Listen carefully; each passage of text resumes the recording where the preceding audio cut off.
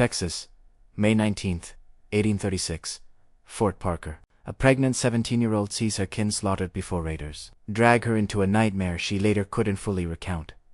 She witnesses her husband's father fell by a brutal strike from a weapon, his mother pierced with a blade and abandoned in the soil, gasping. In an instant, fighters grasp her and hoist her onto a mount. Carrying a child for 6 months, her identity is Rachel Plummer. Over the following 21 months, she confronts ordeals so dire that, in her autobiography published afterward, secure in her parents' residence, she declines to elaborate completely. She merely states, "Trying to detail their behavior would amplify my ongoing torment. Since it's with intense shame, I reflect on it, far less articulate or document it."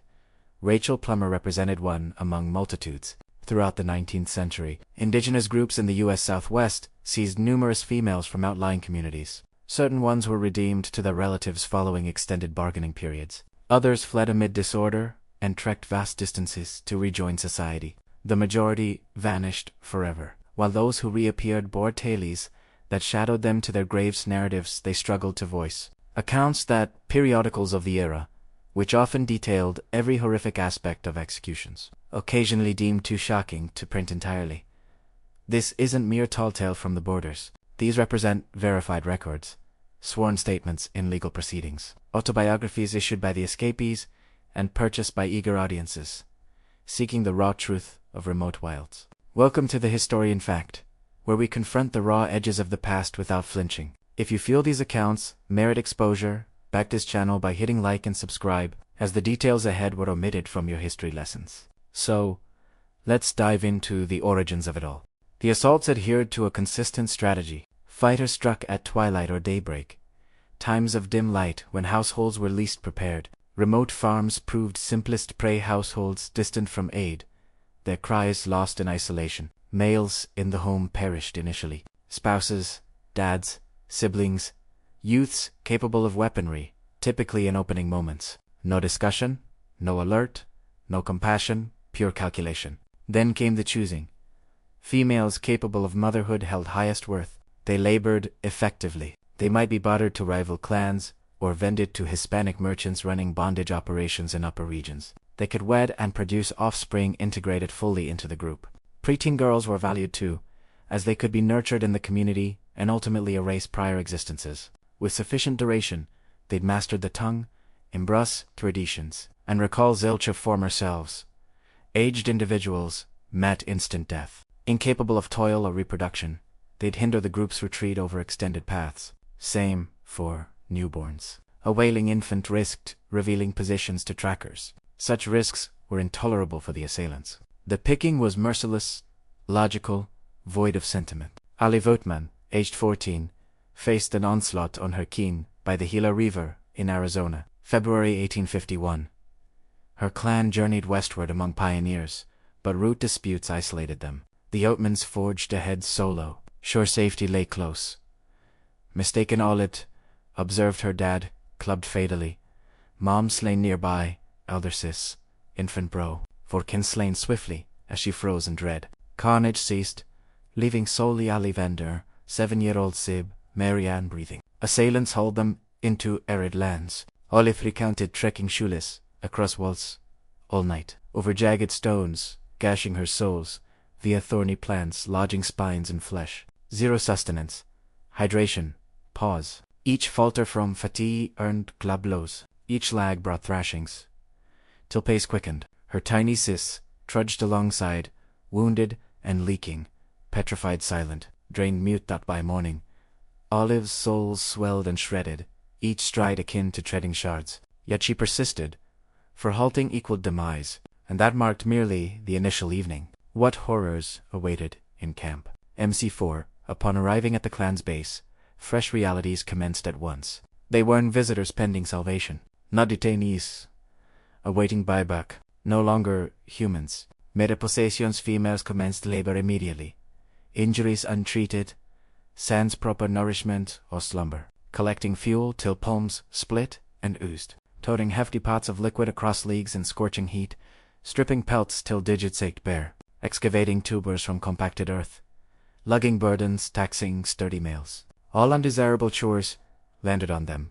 Every trivial or draining duty shunned by clansfolk became theirs. They dined final. Remnants post-clan feasts constituted meals. Poor hunts yielded naught. They retired hungry. Rose Prelite Titoya Lanu. Rachel Pluma detailed early times with Comanches, compelled to labor ceaselessly, from first light to deep dark. Failing expectations invited club and rod assaults. Existence brimmed with perpetual fear, agony, despair. Thrashings arrived often, unannounced for sluggishness, fatigue display, weeping at intolerable ache. Using old tongue with fellow detainees. Ocasionaji, sans cause, merely due to presence, vulnerability, absence of repercussions. Olive Oatman endured a full year, enslaved by Yavapai, prior to exchange to Moh. That span, she and Marianne toiled near fatality, routinely battered, nourished on unwanted leavings. Devoid of cover from harsh Arizona rays or chilly arid eves, Marianne, mere 7. Her frail frame couldn't withstand mistreatment. Famine, incessant drudgery. She dwindled, slimmer weekly, feebler daily. Olive beheld her sib fading gradually, vitality dimming from gaze, transforming to phantom of once joyful kid, powerless to intervene. But labor and hunger didn't shatter these females utterly. It was repercussions for defiance, or at times, none at all. Would you endure such random cruelty? Matilda Lockhart 13, snatched by Comanches in Texas, 1838. Innocent farm girl, harmless. Endured to tormenting years, till repatriation, amid talks in San Antonio. March 1840. Texan officials, viewing her state, fell mute. Seasoned border vets, versed in brutality, gaped, stunned. Observer Mary Maverick, aiding in cleansing and attiring post-freedom, journaled the sight. Head, limbs, visage riddled with contusions and lesions, nose charred, too skeleton, soft tip vanished, vast crust on bony tip, nostrils gaped, fleshles. Matila, whispering faintly, revealed the method. Clan females turned her anguish into sport. They'd rouse her slumber with flaming rods to countenance. Nose favored spot. Evening upon evening, span upon span, her wails entertained. Scent of searing tissue elicited chuckles. Ultimately nil remained to scorch. Body bore aching scars. Char marks on limbs, torso, lower parts. Proof of organized savagery exceeding correction. Order, intibis, serving solely torment. Mary Maverick noted, Matilda fully humiliated, unable to lift gaze. Matilda Lockhart never mended from inflicted harms. Bodily, psychologically, soulfully, perished 2 years post-salvation. Frame, to ruined, to persist. Essence to fractured, to desire continuance. Age 15 at passing. Flame served as familiar implement for groups. Occasionally, detainees, pinned earthward, ignited gradually. Blazes maintained tiny for prolonged agony hours. Typically, for male captives or enemy signals. Routinely, flame applied for everyday control, heated iron to epitome. Glowing embers on appendages. Branches from fires pressed to faces for a waking or petty infractions penalty. Odor of charring skin turned commonplace. Anticipated, habitual. Yet most appalling flame deployment arose as group reprisal. Vengeance post-council house skirmish in San Antonio. March 8, where Texan leaders slew Comanche leaders in alleged truce, meet. Clans struck back on retained detainees. 13 secured to soil. Blazes erected nearby. Tiny, precise blazes for peak torment over extended periods. Ordeal spanned hours. Matilda Loquette's junior sib among victims, aged 6. Weeks later, another Comanche unit came bargaining for alternate detainees, bearing eyewitness recounting all occurrences, each particular, each shriek, intent clear. Betray us, your cherished endure inconceivable agonies. Pause and consider. Females, innocent of harm. Agricultural spouses, offspring, parents, youths ripped from known worlds, beloved ones, exposed to prolonged, organized torment. Some confined briefly, others extensively, few lifelong. In their shoes, what actions would you take? How extended your endurance? Share thoughts below. MC8's another ordeal confronted detainees. Ceremony crafted to crush from day one, termed the gauntlet run. Detainee compelled to dash amid dual extended lines of fighters wielding blood, rods, lashes, pain-inflicting items, each line a struck passing, aim basic. attain finish upright. Fallers battered till rising. Incapables faced graver. Gauntlet. Multifunctional. Clanamusementrade victory fes. Instant spirit queller. Displaying novel status. Blues. Evaluation. Courage displayers. Silent refusers. Persistent runners despite hits. Occasionally gained slight improved handling. Weakness show. Invited amplified mistreat. Rachel Plummer documented multiple gauntlet endurances in 21-month ordeal. Swiftly grasped via harsh lessons that pain expression spurred greater force. Tears intensified strikes. Bravely commanded utmost respect, she penned later. Regret not realizing sooner. Toward ordeal's close, Rachel retaliated. Assaulted by captive female, she countered fiercely, prompting nearby fighters to guffaw and applaud. They valued her tenacity, unbroken will. Thereafter, conditions ameliorated, modestly yet noticeably. Most detainees missed this insight, stayed prey, weakening daily till perishing confined or redeemed too keen, scarcely identifying them. Some females encountered an entirely separate destiny. They were claimed as spouses. At first glance, this might appear gentler. In certain respects, it proved so. Spouses resided within the community rather than scavenging leftovers, encountered fewer arbitrary assaults, occupied a recognized position in the hierarchy, and had a protector of sorts who assumed accountability for their well-being. Yet choice played no role whatsoever. Younger females were awarded to fighters as trophies for triumphant expeditions. They were required to perform every obligation of matrimony, household, and intimate alike. Defiance triggered force until submission prevailed. Over time, a portion of these women came to embrace their transformed existence, not from genuine preference, but because surrender offered the sole path to persistence. Cynthia Ann Parker exemplifies this path most starkly. Snatched at 9 years old during the identical Fort Parker assault that claimed Rachel Plummer. That fateful May dawn in 1836. A mere child witnessing slaughter, whisked into an alien realm. Unlike Rachel's 21-month ordeal, Cynthia Ann remained 24 full years. She matured among Comanches, absorbed their speech, rituals, worldview. She wed prominent warrior Pita Nakona, bore 3 offspring, a daughter dubbed Prairie Flower, and 2 sons, including the famed Quanah Parker, final towering leader of the Comanche nation, by every credible report. She cherished her mate, adored her children, treasured the existence she'd constructed. When Texas Rangers located her in December 1860, she resisted liberation fiercely. She battled rescuers, cried out for her husband, pleaded to remain with her kin. They removed her regardless. Accounts vary on Pita Nakona's fate, slain during the operation or succumbing soon after from injuries. Her sons fled and vanished from her life forever. Only infant Prairie Flower accompanied her into this new confinement. 4. Cynthia Ann. Rescue constituted second captivity.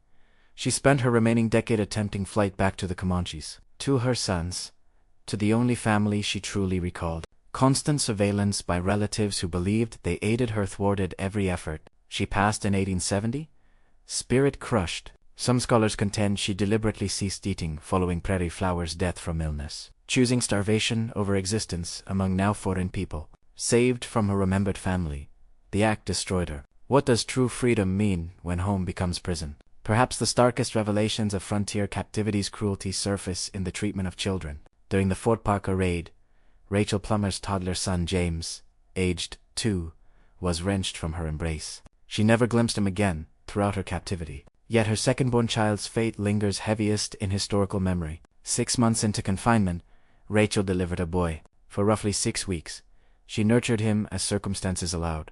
Then warriors judged the newborn impeded her productivity. In her recorded words, "They removed my infant from my arms. I never beheld him living afterward." She was merely 20.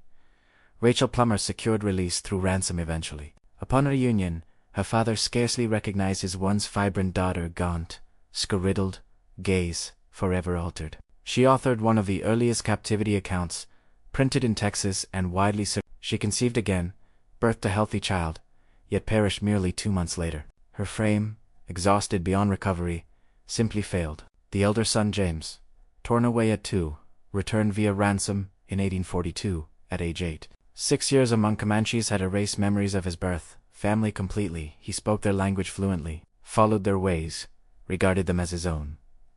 Asterisk. All of Oatman's journey diverged yet echoed similar complexities.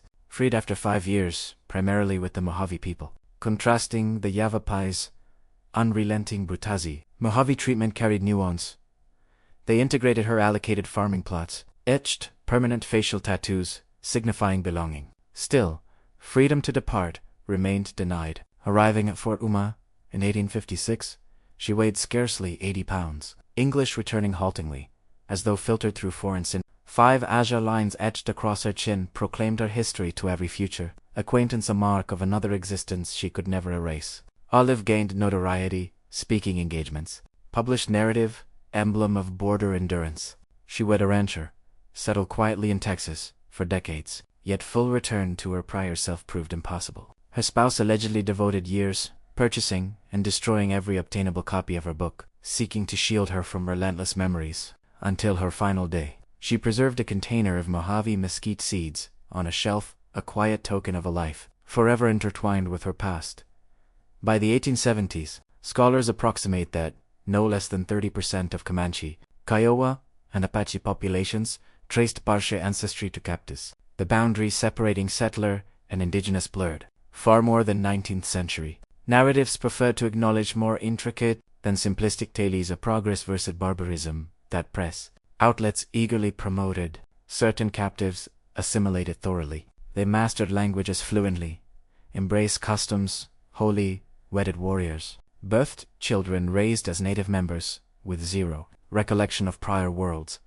When search parties located them after years or decades, when kin journeyed immense distances to reclaim them, refuel often greeted the effort. They had become someone new, and that identity rejected reversion. Others weathered prolonged horrors, emerging as hollow versions of former selves, traumatized wanderers flinching at abrupt sounds, awakening in terror from dreams long after liberation, unable to articulate experiences to loved ones because language failed to capture the depth, and countless simply vanished, swept into raids, erased from records. No autobiographies preserved their ordeals. No sworn statements captured their pain. No marked resting places for grieving families to visit. Merely faded entries in aged ledgers, names in dusty archives, relatives who carried uncertainty, hope, and prayer through lifetimes without resolution. The borderlands offered no clear heroes or villains. They presented raw existence, merciless, bloods, unrelenting, where every party enacted deeds that scarred the earth across generations.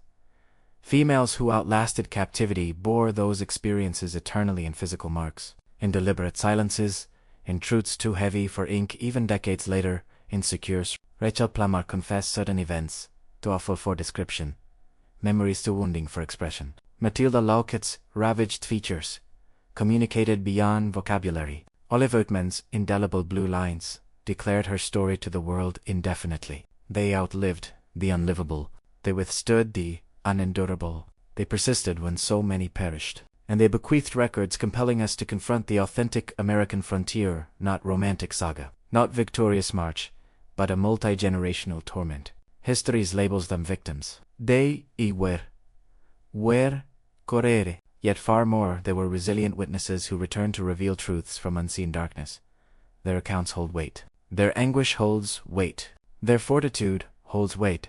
Forgetting them means forgetting the genuine essence of our past and present. If deeper, unvarnished history calls to you, join the historian fact. Hit subscribe now. We refuse to turn away from the past's hardest truths. Thank you for watching. Drop a like if these stories moved you, and tell us in the comments, could you have survived such a fate? The frontier wasn't painted in simple strokes of good versus evil. It refused the tidy narratives peddled in cheap novels and theatrical posters. Instead, it delivered a harsh, unfiltered reality of endurance, where survival demanded choices that blurred every moral line, where acts of cruelty and compassion coexisted in the same breath, and where every group inflicted wounds deep enough to echo through centuries. Women who emerged from those years of captivity carried invisible chains long after physical freedom returned. Their bodies bore the map of endured violence, scars from whips, burns from deliberate flames, calluses from endless labor under merciless suns. But the deeper marks lived in silence. They flinched at unexpected noises decades later. They woke gasping from dreams that replayed the gauntlet. The raids, the nights of terror. Many found ordinary conversation impossible when loved ones asked gentle questions about what happened out there. The vocabulary of civilization simply lacked words sharp enough to cut through the memory. without reopening every wound. Rachel Plummer, safe at last in her father's home, chose the restraint of a revelation. She wrote that certain episodes carried such weight of humiliation and pain that even attempting description renewed her suffering. To name them fully would be to relive them endlessly. Matilda Lockett's obliterated face became its own testimony, flesh burned away layer by layer until bones stared back. No memoir could match the mute eloquence of that ruin. Olive Oatman's chin, forever striped in ceremonial blue, announced to every stranger that she had crossed into another world and carried part of it back with her. These were not mere souvenirs. They were permanent declarations written in skin. I survived something that tried to erase me. Scars speak when voices fail. Yet survival itself demanded adaptation that sometimes felt like betrayal of origin. Some captives held long enough, found the rhythms of tribal life becoming their own. They spoke the language without hesitation. They participated in ceremonies without inner conflict. They raised children who knew only the plains, the horses, the stars, as their people saw them. When relatives finally arrived, exhausted, hopeful, bearing photographs of younger selves, the returned women often met them with polite confusion or outright refusal. "This is no longer my home," one survivor reportedly told her brother after 23 years. The frontier had rewritten identity so thoroughly that reversal felt like exile. Historians now recognize that captivity flowed in both directions, far more than popular memory admits. Settlers took indigenous women and children too, sometimes as retaliation, sometimes as trophies of their own. The cycle of abduction, assimilation, and revenge spun relentlessly. By the closing decades of the 19th century, bloodlines intertwined so deeply that rigid categories of white and native lost much of their meaning on the ground. Entire bands included individuals whose features reflected mixed heritage, whose first words blended tongues, whose loyalties answered to kinship rather than skin color. The simple dichotomy of civilization conquering savagery crumbled under examination. Reality proved messier, more human, more tragic. Thousands of names never made it into print. No dramatic escape, no published book tour, no lecture circuit. They disappeared into the vastness after a single dawn raid. Mothers, daughters, sisters whose families searched for years, then decades, then gave up. Letters sent to distant outposts returned unopened. Notices in newspapers faded from yellowed pages. Graves, if they existed at all, bore no markers recognizable to those left behind. Only sparse entries in military logs or missionary records preserved the faintest trace.